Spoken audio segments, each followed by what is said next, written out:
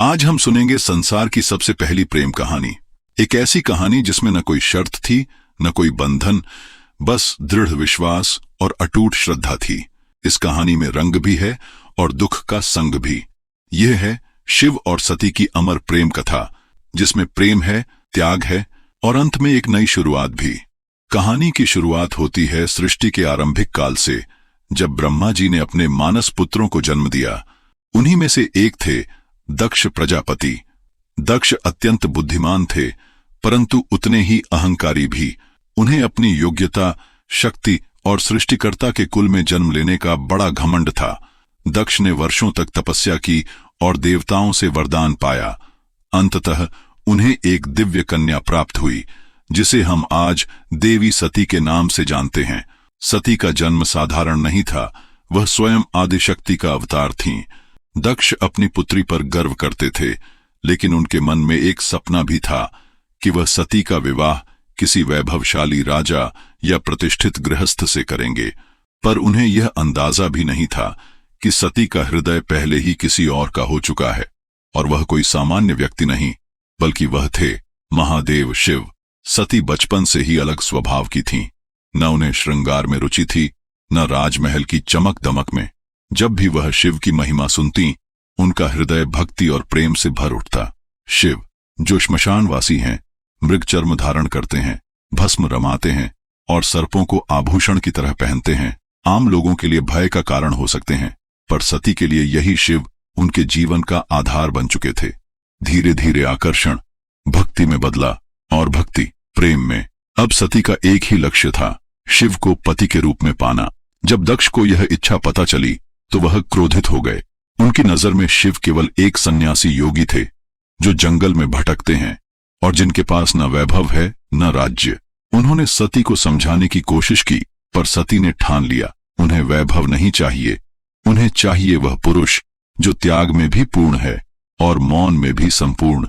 इसी संकल्प के साथ सती ने कठोर तपस्या शुरू की। पहाड़ों की गुफाओं में, ठंडी हवाओं और वर्षा के बीच उन्होंने भोजन त्याग दिया, निद्रा त्याग दी और केवल शिव का ध्यान किया।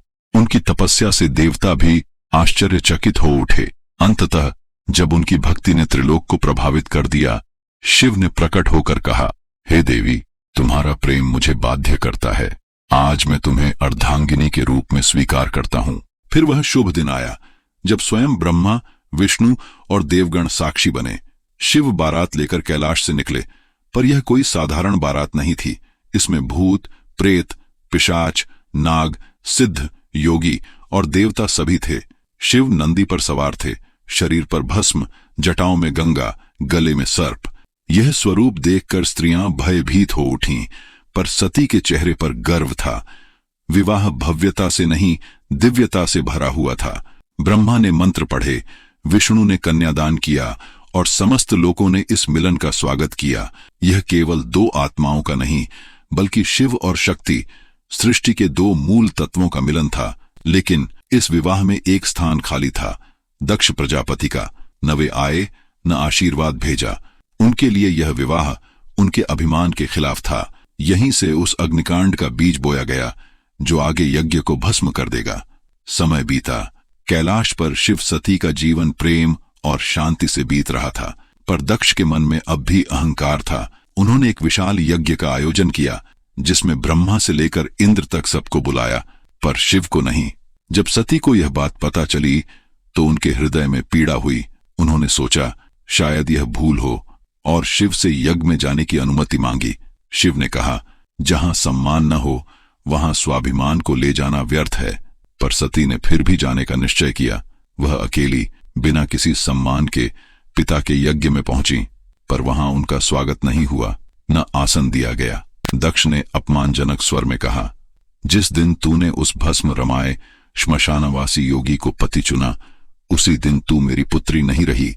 यह केवल सती का नहीं, शिव का भी अपमान था। सती ने सभा में कहा, जिस शिव के बिना कोई यज्ञ पूर्ण नहीं होता, आज तुम उसी का अपमान कर रहे हो।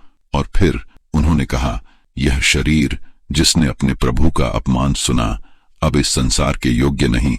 सती ने शिव का स्मरण किया और यज्ञ की अग्नि में कूद गईं। जब शिव को यह समाचार मिला तो उनका क्रोध प्रलय बन गया। अपनी जटाएं पटककर उन्होंने वीरभद्र को उत्पन्न किया।